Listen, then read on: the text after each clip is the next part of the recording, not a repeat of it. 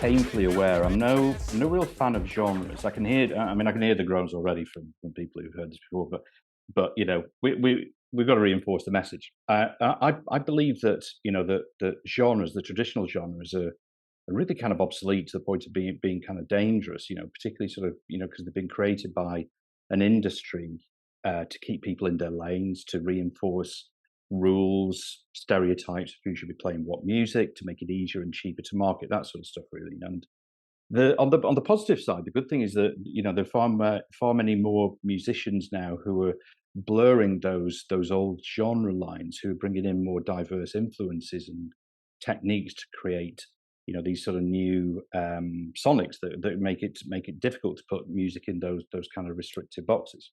Anyway, soapbox over. My guest today has just released their latest single called "Why Do I Stay," and it's quite different sonically to their previous work. And what's not different though is the importance and value of the message. And to me, that's that every experience and every impact is at once unique and relatable to many of us, and that each story deserves to be told and heard. I really believe that's what humanity should be about.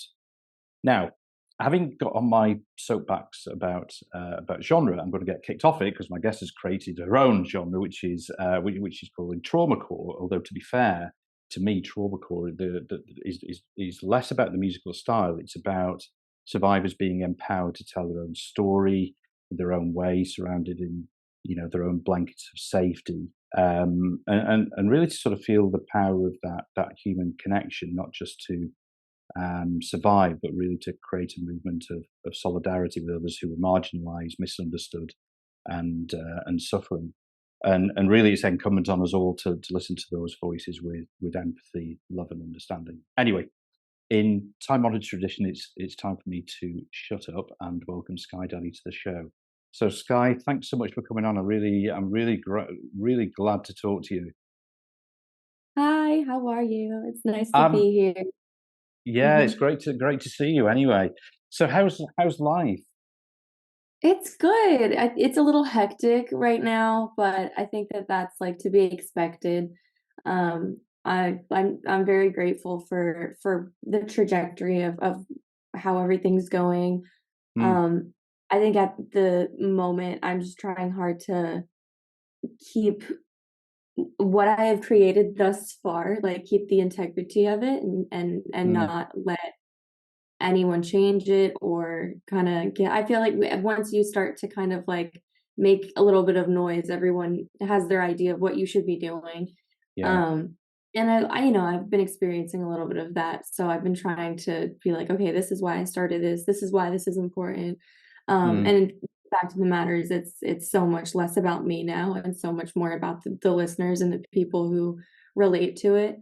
mm, But it's been really great. I think that just being able to connect to people and have them have music that they can just like scream or cry to, mm. just it's so cathartic and helpful. At the end of the day, it's therapy. So I feel blessed that I'm able to provide that for people.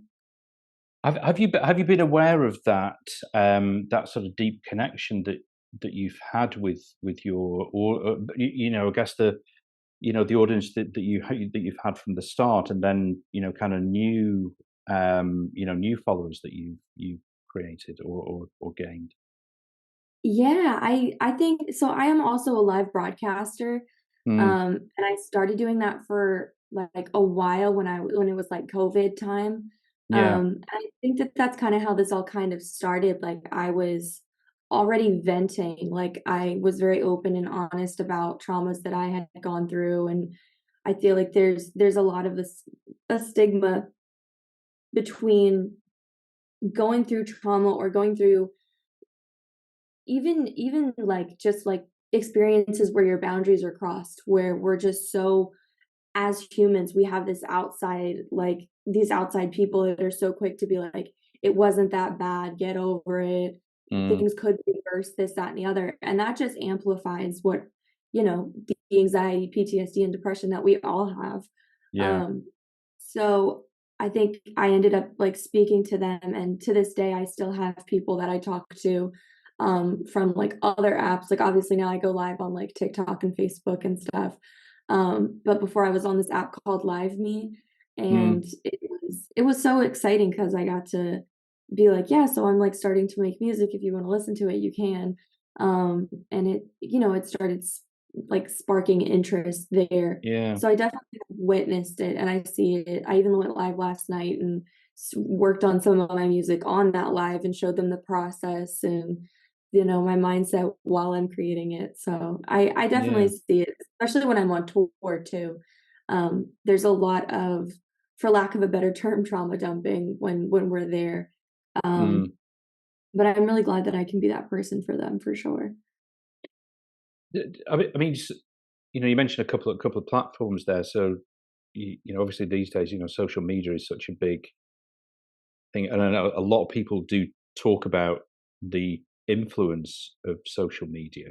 Both Mhm. the positives and negatives.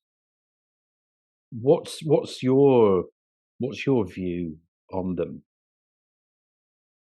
I think they're incredibly helpful and also incredibly harmful.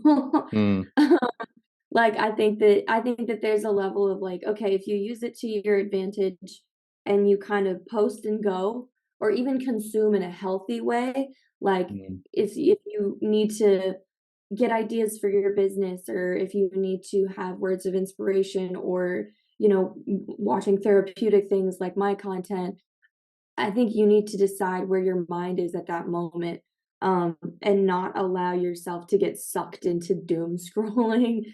yeah, yeah, And it, like that exists, and I think the people who are like, just social media is like the most amazing thing in the world. Like sure, in a way, for sure, like the connection, the mm, ability to share your art with people that otherwise you would have never been able to see it. That's yeah, the absolutely. right? Like that connection, that's amazing. Mm, Um, and I think, I try to focus on that as much as I can, but like I would be like remiss if I didn't bring up the dangers of it, and the comparisons, and yeah, the trolls, and the people that like to add their 2 cents and stuff, which we shouldn't yeah, care about, but unfortunately we're human and we do. yeah, Um, yeah. and I think especially as like young people, like I grew up with the internet when I was fairly young.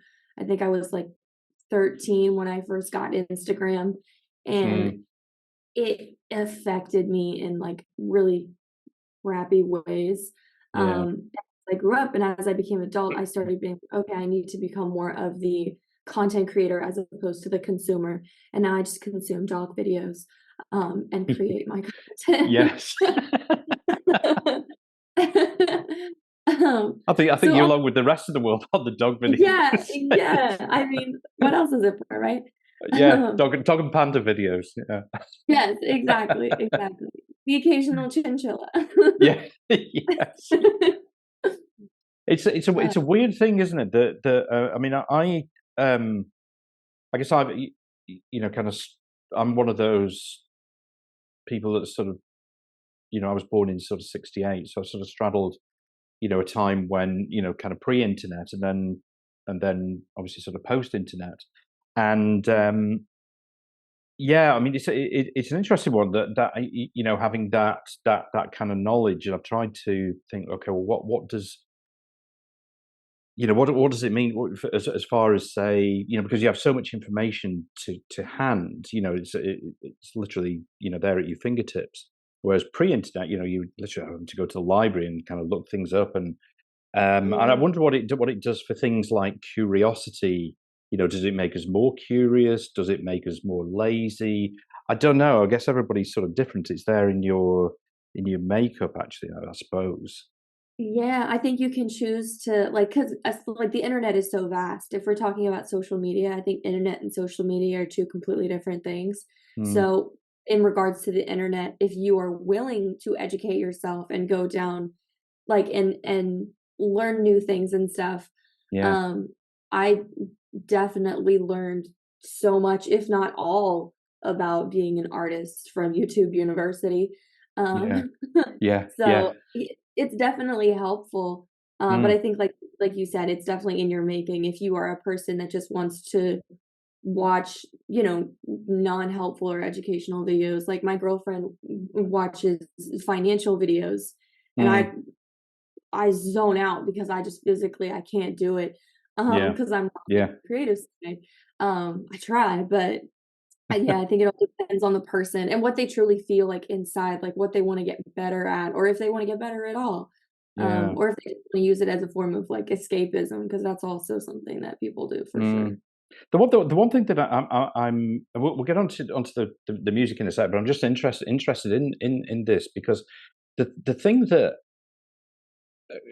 kind of like sort of grates on me a little bit is the way that those sort of platforms dictate how you present your art or anything really, you know. So you've got to do it in sort of video style, and it's almost like that you have to write it certain ways. And I think that what I worry about is how that changes our behaviors because you know, like my natural writing style Mhm. probably wouldn't.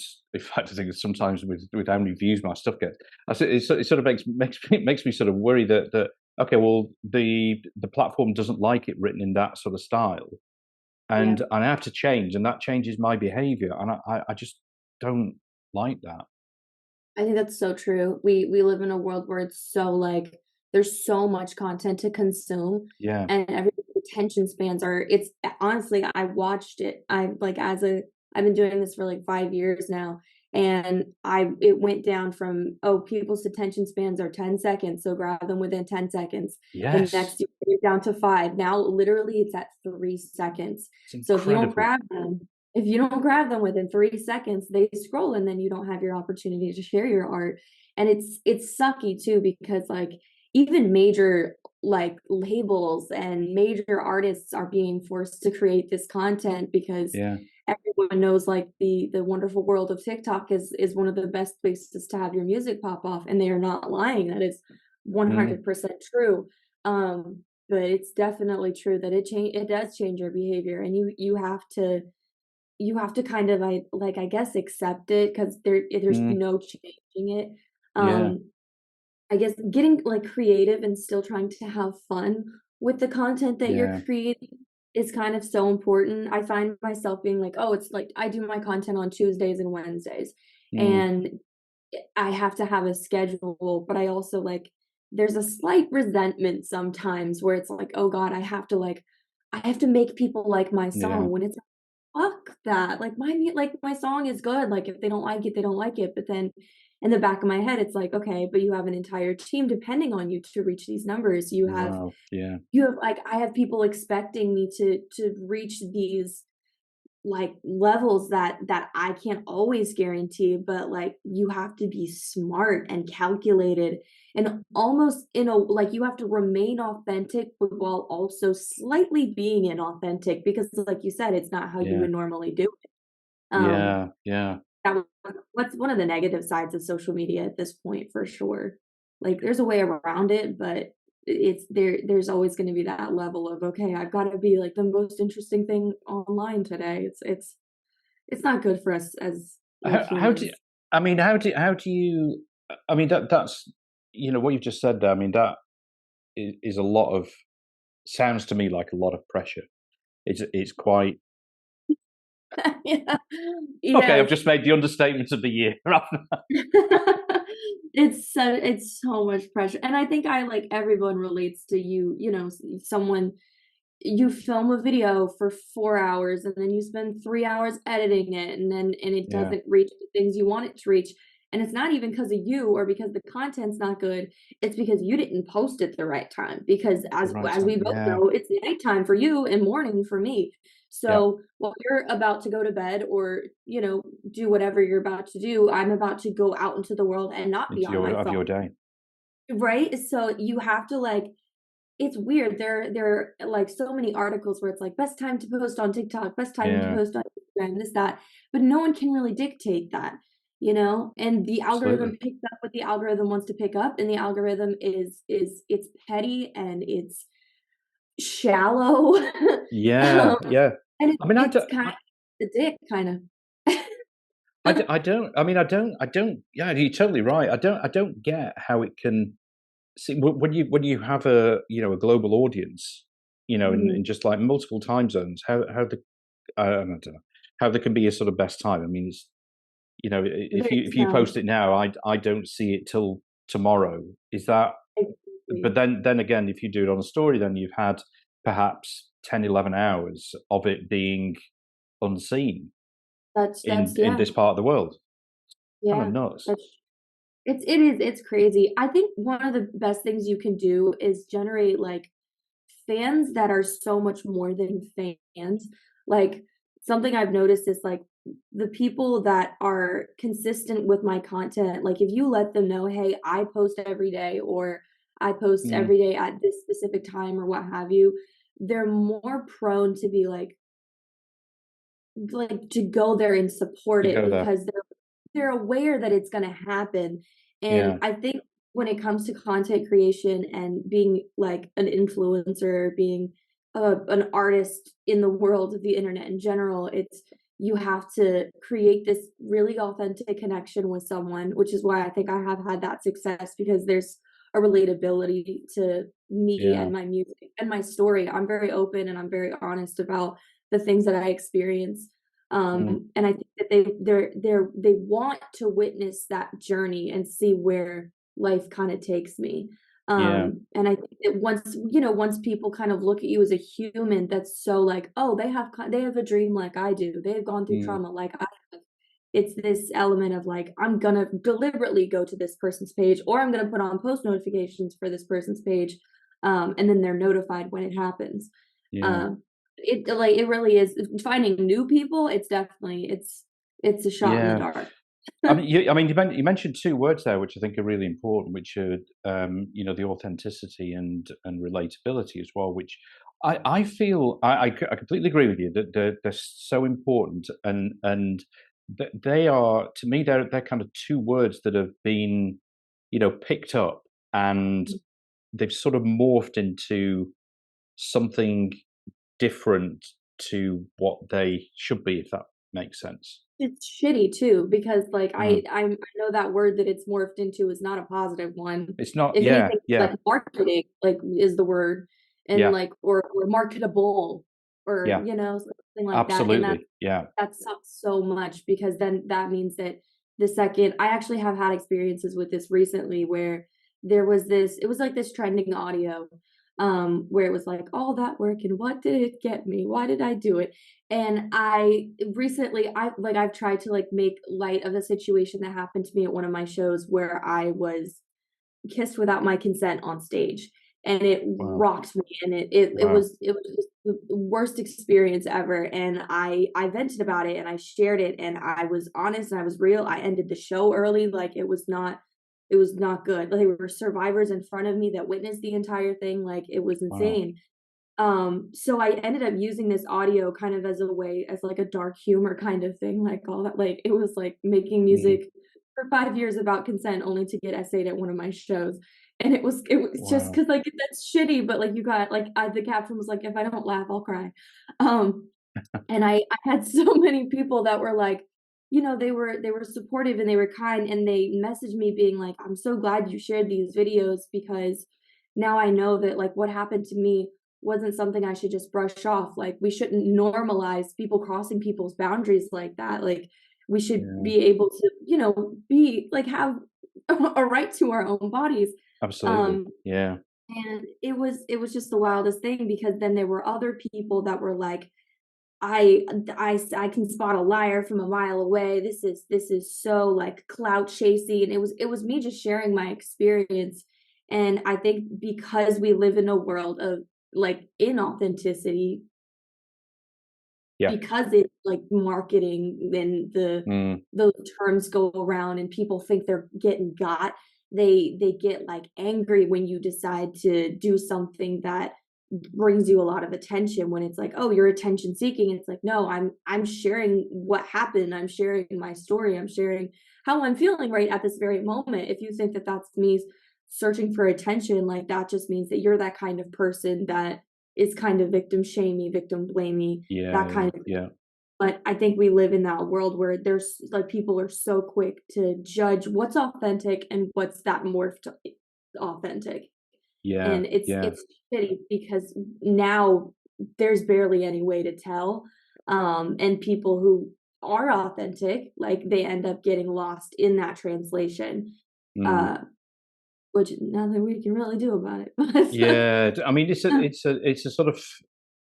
I was going to say it's a fine line because I mean there are some artists who I think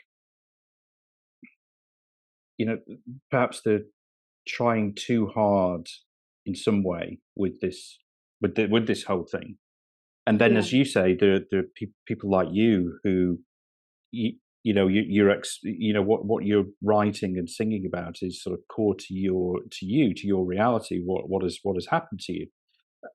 That is the ultimate in authenticity, and for all the other people where similar things have happened, or even whatever sort of forms of trauma or abuse or boundary crossing, um yeah, that's the relatability. Yeah, there will always be people that will try to deny that, and to sort of throw it back in your face. Well, this is my reality. I didn't see any of that.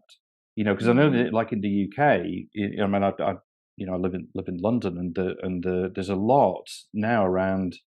There's a lot of organisations. It's probably similar in the US around sort of safety for women at gigs and safety for LGBTQIA at gigs, and because there's been some not a whole lot of terrible that here. stories. Yeah, there's not a whole lot of that here. Is there not? No, I No. mean, there's I still think a that's lot of why it I'm goes trying to on. speak up about it. If yeah, like, that's honestly, it was something that I didn't know happened often, Mm, and then mm, people started coming forward and was like, "This happened in one of my shows. This happened in one of my shows. This exact same thing happened or something similar happened." So, honestly, I think that's why I haven't stopped talking about it because yeah, as soon as I do stop talking about it, it becomes this, "Oh, normalized, they were drunk, they didn't know what they were doing, it's not a big deal, let's let it go," kind of thing, and that's what's the person who it was done to is so drastically affected because it's like, okay, I guess I have to let this go. I have to be grateful that this fan didn't have boundaries because it's a fan. I have to give them a pass. And yeah. and I think the worst part was I was blamed so blatantly for it. After I ended the show, her boyfriend came Wow. and slammed me on my Facebook page and was like, "You talk about trauma, yet you kiss my girlfriend and then cancel the show and kick her out. You're such an attention seeker." This like just it was just all this shit, and it was insane because I had video evidence. Everyone from that show was Mm, just like devastated that they had to witness it and that happened. And it was insane because I was in the green room and I had to tell mm, my merch girl to let them know, okay, it's time to go home. She won't be continuing. And while I was like crying in the back, like it was kind of right next to the stage. So I heard everyone be like, "It's okay, Sky, we understand." And mm, they left notes at the merch stand and they were just so supportive and wonderful. But then there's those people that weren't there that decide to just be like, "It was just a peck. Don't be so dramatic. It could have been worse." All of this stuff. And those are those yeah, things yeah. that makes you be like, "Damn, like, am I being too much? Is this like something I do need to let go? This, that, and the other."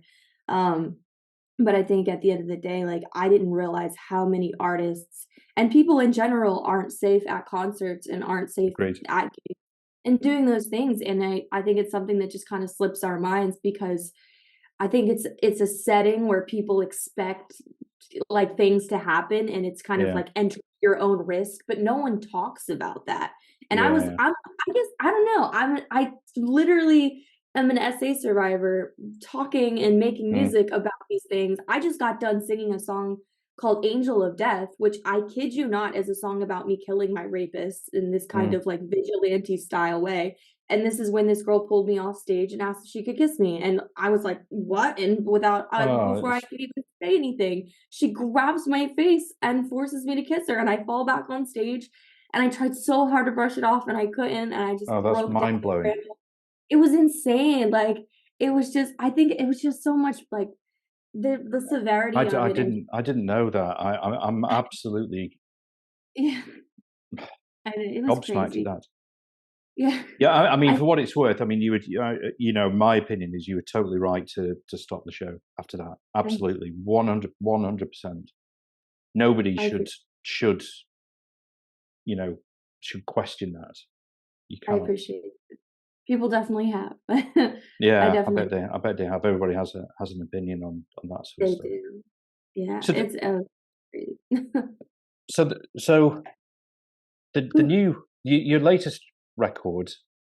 Go back yes. to more a little bit more sort of fun stuff, I suppose. Not that we Yeah, should no, that's make fine. I'm light just of like everything. No, trauma no, no, dumping on you. no. Sorry. So the new one. Why do I stay? You know, musically a little bit different Yeah, to what you've done for before. sure. Mm, Yeah, it's very punk rock compared to mm, anything I've done. And I think it's funny because like when like if anybody listens to my music and they're like, "Oh, now she's doing a country song or a rock song. This is weird."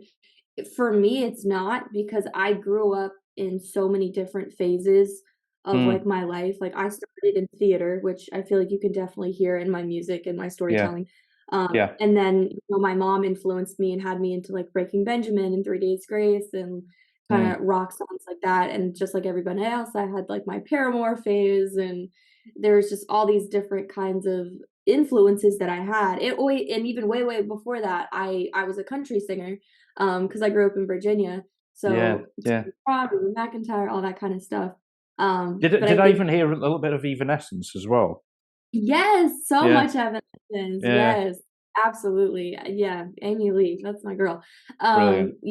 Yes, yes, for sure. So much of Evanescence. That was one of my mom's favorite singers and bands growing Yeah, up. yeah, It influenced me so much with my musical taste, and so did my sister. Like, you just, like, around the house, you hear different things, and you're like, "Oh, that's good." So, like, one day, we're listening to Wicked, and then the next day, we're listening to Jason Mraz. Like, it was so all over the place. yeah, yeah. I think my mom also has ADHD, but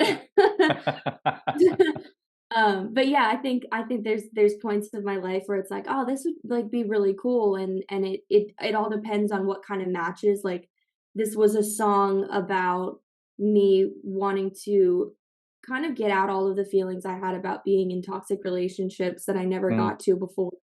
Um, and I may even have, like, pushed it to the side and been like, "Oh, well, this wasn't that big of a deal, like, let's kind of, like, brush through it and not mm, open that can of worms," but then I realized how much, like, I noticed myself in my previous like, my current relationships, like, apologizing for stupid things, like, if I wanted to, like, change the channel, I asked for permission, if I yeah, I like, understand. I did right, like, I did all of these I do. things that was, like at the time, it was just, like, by habit and by, "Okay, this is just how things are," but then my girlfriend was like, looks at me like, "What do you mean?" Like, and, like, looks at me like I'm this wounded puppy, and it's like, "Oh, that wasn't normal," like, like, Yeah. having like, make fun of you in front of like, when friends are over or something, like, I thought that was normal, it wasn't, like, me Mm, being able there's certain times when I'm, like, not in the mood for intimacy, and she's it's totally fine, and I profusely apologize because I have mm, been in situations where that wasn't okay,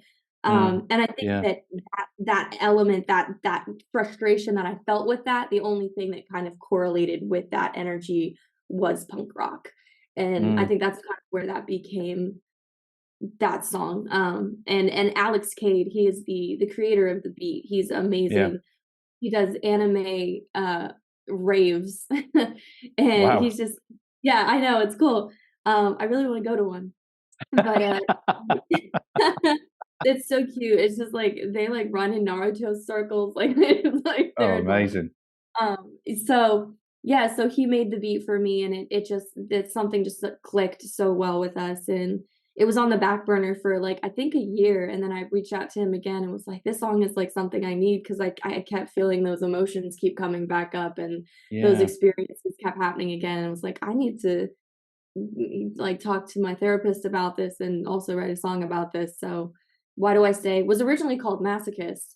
Mm, Um, mm, I didn't wanna glamorize the idea of being in an abusive relationship, so Why yeah. Do I Stay was more of a, like, "Get the fuck out of there" kinda thing. Yeah. Yeah. Yeah. Yeah.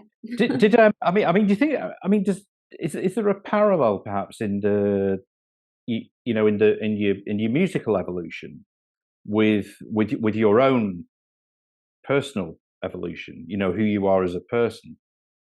I think so, for sure. I have a ton of songs that I wrote in LA, and they have a very LA sound to it. And I think I was Mm, actually talking about this yesterday where I don't know, I come from kind of nothing, and I grew up in Virginia in this tiny little peninsula, and my mom and my dad, they had no connection to like music or in the entertainment world. So we really mm, worked from the ground up, me and my girlfriend.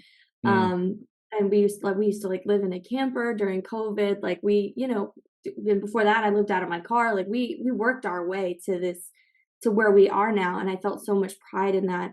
And there was this guy that used to work at Republic Records that reached out to us. His name's Garrett, amazing guy, and he mm, saw a lot of things in what I was doing. So he reached out and asked if I wanted to come to LA and do a couple of sessions. And I think at that moment I had this feeling of just like, I don't know, like small town girl going to Los Angeles. Like it was just so yeah, exciting. And the yeah. music that I created reflected it so much. It was very badass. It was strong. It Mm, was powerful. My song Pretty Distraction, that was yeah, one of my biggest songs, and that was one of the songs that was created in LA.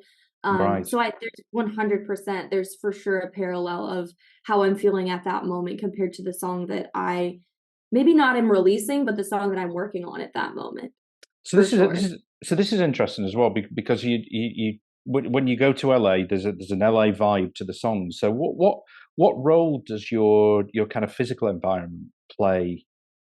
You know, Ooh, in your creativity, and also kind of like how you are as a person. I think it has everything to do it with it. Like even just talking about Pretty Distraction, before I put that song down, I was going to work with this guy, Adam Bucus, and the songwriter Chloe, Mm, and both amazing people. And I ended up we were at this Airbnb, and I was like, "Oh, I'm gonna take a walk around the city or whatever." And it was right on mm, Sunset Boulevard. mm, And I was just walking, and I someone pulled up to me and cat called me or whatever, and like made kissing noises at me. And it was insane mm, because I was like, I'm literally about to put down a song about this. And I think I had that mm, energy inside my body when I put it down. So there's mm, just this feeling of like, oh shit, like this girl feels so deeply about what she's singing about right now. yeah, So the environment is it impacts things so heavily. Even like what happened recently, like with the experience that I told you. yeah, Um, I've worked on songs that like there it's a line where my girlfriend gives sends me open verse challenges to kind of keep my skills up. mm, And this artist Futuristic did an open verse challenge, and the first line that came to mind was, I'm sick of people that take what they want and then spit in my face. And mm, it was 100% like an ode to what happened in Spokane. mm, And I think music is my outlet. Like when I feel like I can't really explain things to people, I put it in music. So whenever I am experiencing anything, even what happened at the Golden Globes, where that guy was like, Barbie is a movie about a girl with big boobies. Like yeah, it angered me so much that everyone laughed at it. Some people laughed at it. Some people were like, no. But I ended up writing this song called People Pleaser. So yeah, like I think anything that's going on in the world or the environment that I'm currently in. Battlefield was written after the Roe versus Wade overturn. yeah. Um, yeah, like I kind of use my music as a journal, so it's deeply affected by the So environment that I'm I mean, in. people pleasing, and people pleasing. When you were talking not so long ago about just in fact just a few minutes ago about when you were asked for permission to change to change the channel over on the TV, for example.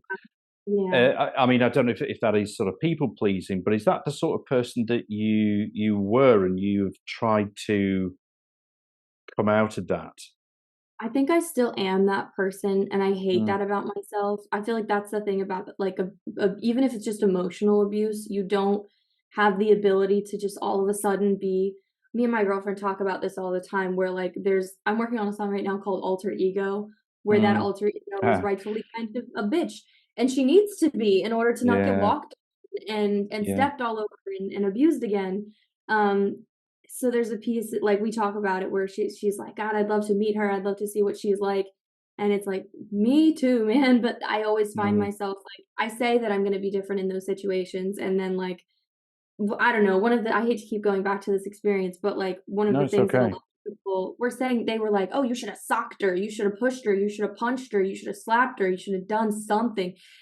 And like looking back on it, I'm like, I just know, like I was just too stunned. Like I'm a type of like, I don't know, it sounds cheesy, but like I'm a lover, not a fighter. Like I've never been that Yeah, type of person that yeah. just like hurts or is deliberately trying to hurt or Mm. like that was just never me. I'm the same. Yeah, Right? absolutely, Like, it's absolutely. we're very non-confrontational, and, like, Yeah, I think one of the worst things that we do as confrontational, people-pleasing humans is when we're uncomfortable, we laugh and we smile and we try to get the fuck out of that situation. We try to make sure exactly. that person is comfy because our comfortability like, I spoke at UCLA recently, and I said that my comfortability is so much more important than your comfortability. And I just loved what I said because it reflected every experience that I've had with any kind of partner or person that has crossed Yeah, my boundary or any kind of anything like that.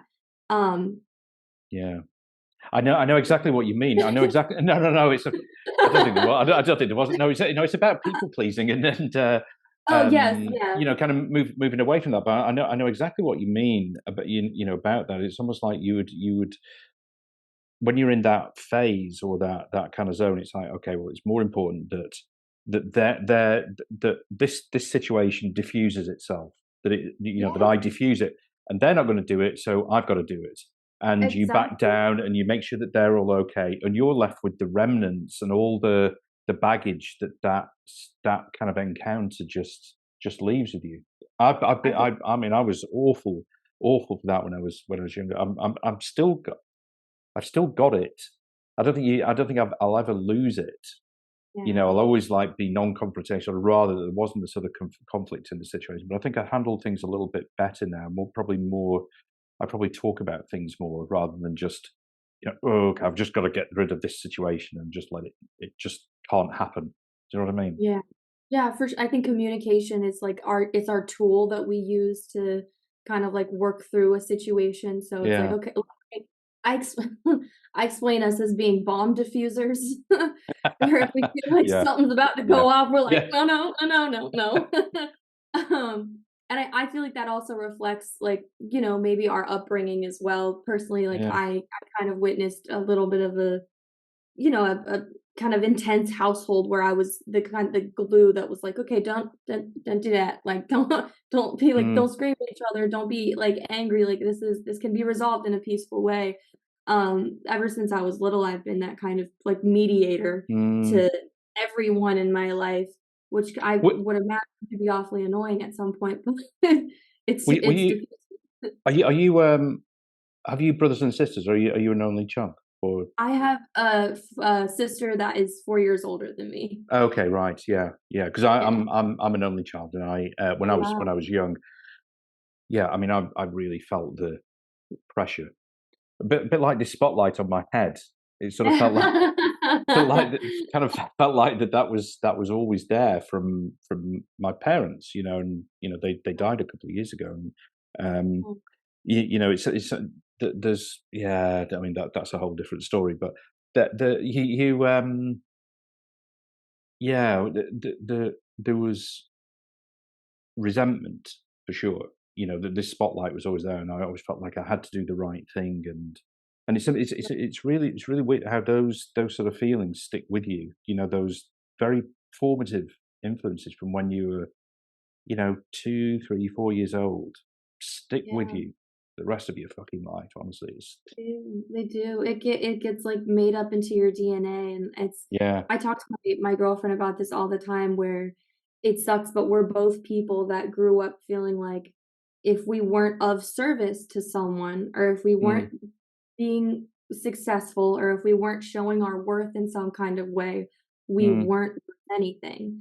mm, And it became this panicky, urgent feeling of, okay, I need to be everything for everyone, everybody on point all the time, never fall apart. Like it's just so much, like you said, it's pressure, and you are in the incredible. spotlight to make sure that things are right. I can't imagine being an only child having to deal with Yeah. that is because like that's you're it, you know? Like Well, I mean, eventually you get. I mean, you know, eventually you kick back against things. You know, you get.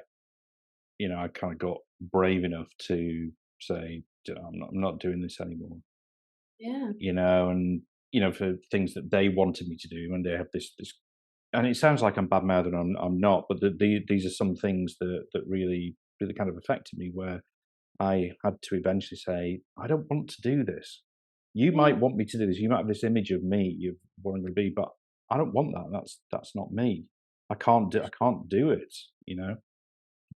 And that's so good. That shows a lot about, like, you as a person, and even as, like, when you were younger, how strong you were Mm, to mm, speak up and say those things. And it like, as far as you're being like, "It sounds like I'm bad mouthing them." It's like, I think that parents, they inflict, like, a certain amount of I don't wanna say always pain, but, like, they shape us into the human that we are. So obviously yeah, problems are going to be had, mistakes are going to be made, and things disagreements are going to happen, and humanizing them and then being kind of like, okay, like they were just kids having kids, and it really is that yeah, simple.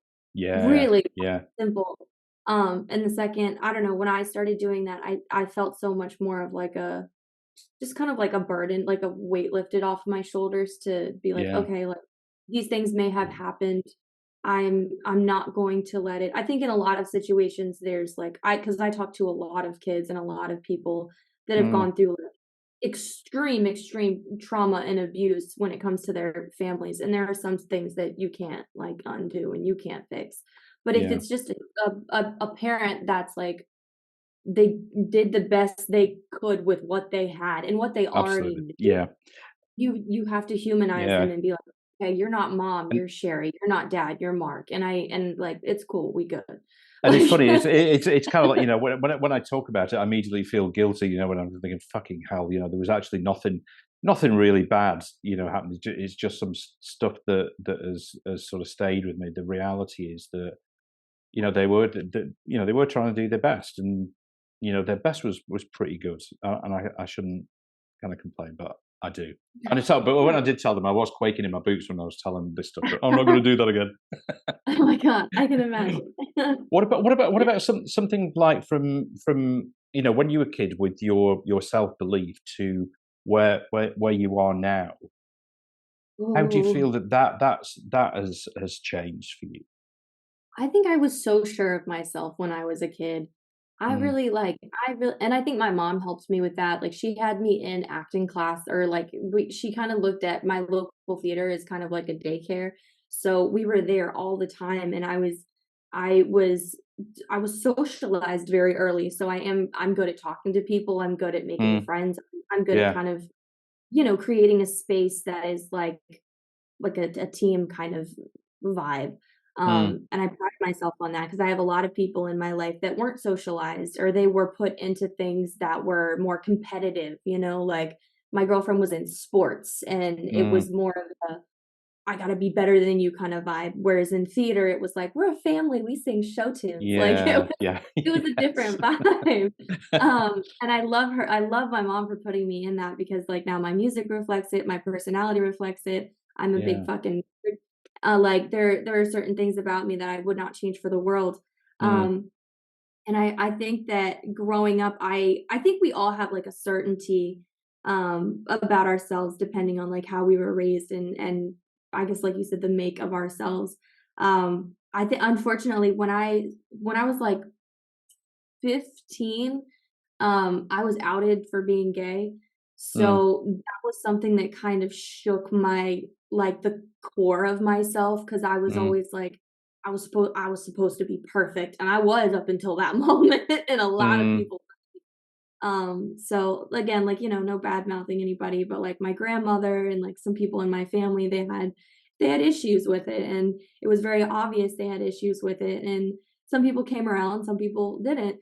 But I think that that was the moment where okay, I have everything figured out. The moment where I suddenly didn't really have things figured out anymore. And it led me down this kind of downward spiral, unfortunately, of like kind of being rebellious and going out and mm, getting into trouble and making bad mm, decisions and putting mm, myself in bad positions where like I I got really I drank every single day, and I Mm, took pills that I didn't care what they were, like, I yeah. really did not care what was going on, and then that led to so much trauma and going Mm, through, obviously, I was, like, a young girl, like, you know what happens. totally. So, Yeah. it I think it, like, I don't wanna, like, blame it all on that, but I think that when I was outed, because I didn't I feel like I would have kept it to myself until I was a certain age, but I got caught kissing my girlfriend in front of my Mm, house. right. And Yeah. Yeah. Yeah. it was like 4 in the morning, like, my someone drove by because I lived right next Oh to the my God. water, and then he Yeah. ended up telling, like, his uncle, or who told my dad, who told my mom. It was just, like, this whole downward thing, and it was, I think, everyone has their idea of what their kid's gonna be, and there was a little bit of a hard time when it came to that, that has stayed with me, like, people have apologized and tried to understand where I'm coming from, and obviously, they've witnessed me be in toxic relationships and now witnessed me be in this loving, which so happens to be gay relationship, and now they are like, "Oh, okay, like, Yeah. that's, like, cool." It sucks though Yeah. how hard she has to try, like, it's exhausting when anyways, I won't get into that, but, Yeah. Understood. Yeah. yeah, so I definitely think that my life was it went from me being so sure and so confident and so strong and, like, just ready to go, and then, if I'm being completely honest, trauma entered my life, and that not only is what shaped what I have created to this day, but it definitely has had an impact on my mental health and who I am as Mm, a person, and how I view myself and my confidence levels and my desire to be, like, love myself, and it's been very, very difficult. I think it gives me a certain relatability, after mm, I was diagnosed with PTSD, depression, and mm, anxiety all in one day, and I mm, think when I first was like, "Okay, this is what this is, I'm not just going crazy, I have these things that I have to learn how to navigate around." mm, I think growing up, it is accepting certain traumas into our lives, and accepting certain emotional abuses, and sometimes physical sexual abuse. It's just there's so mm, much stuff that just kind of piles on, and that little girl that was just so sure of herself singing show tunes, she now just has so much to carry, and I try to remind myself, like, I did the best I could with what I had, absolutely. and Yeah. yeah, no, it's okay, like, it's okay, cause like, it's who I am now, and I think that if I didn't have all of those things, I wouldn't be where I am. I wouldn't even be speaking to you right now, like, I Yeah. wouldn't have traveled before, I wouldn't have created this music because I wouldn't have had Absolutely. a need to. Yeah. And within all of this, there's this silver lining of this is crazily enough, this is helping people. And if I Mm, can, like, wake up every day and be like, "Okay, this song that I'm making or promoting or working towards to get out to the world is actually helping someone, possibly even hopefully helping them avoid situations that I was in and avoid some of the trauma and the PTSD and all of that stuff." mm. Um, it becomes like I don't like worth it, you know. It's Ooh, just that was a lot. that was a yes. No, I know. I appreciate you talking about that. That's obviously not an easy thing to to talk about. Um, the I mean, there's a lot spoken again about resilience, and how this old be strong, be resilient, and I don't know. I feel in some way that it's got um, the effect of saying that is perhaps not. I'm sure in lots of times it's said with good intentions of, but it's like this sort of old stoicism. Be strong, stiff upper lip, and kind of you'll beat it. But there's I think there's resilience in different ways that where you can admit to what you're feeling, what you're going through, and get through it that way rather than just resilience through just sort of dismissing it. Yeah, I think you're absolutely right, especially, like, when you said the stoicism, like this being stoic, like we're not fucking Vikings. We like Absolutely. we're Yeah. not going to war tomorrow. Like we are people, and we have emotions, and I think that that's why mental health is so highly talked about, and it's also so highly brushed off because Mm, there's people that are like, just get over it. I did, and it's like that's great for you. I'm crumbling and may not make it to tomorrow. And there's a real like a mm, reality that we lose so many people to suicide.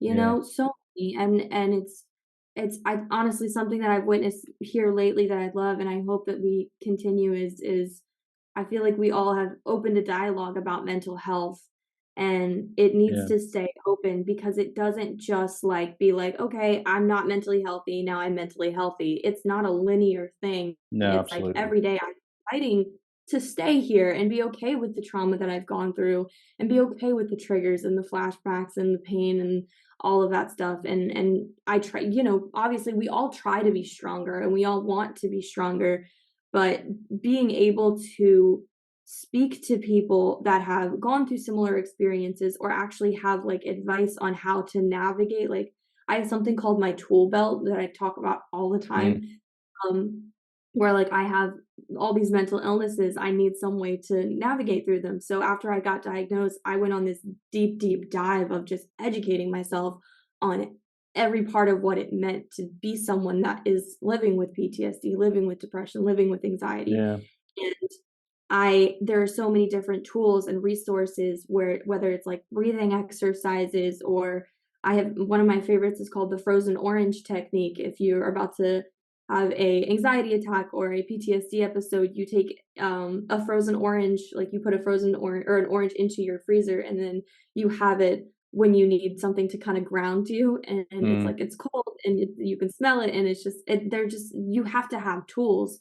Um, so I think that teaching people to have tools and resources and giving them actual help as opposed to just empty words of be strong, it's yeah. just so much more helpful It's compared to it's interesting. Like, just I mean, just as a, I mean, from something that I was experiencing a few years ago. In fact, before I started this podcast, that was what 2021.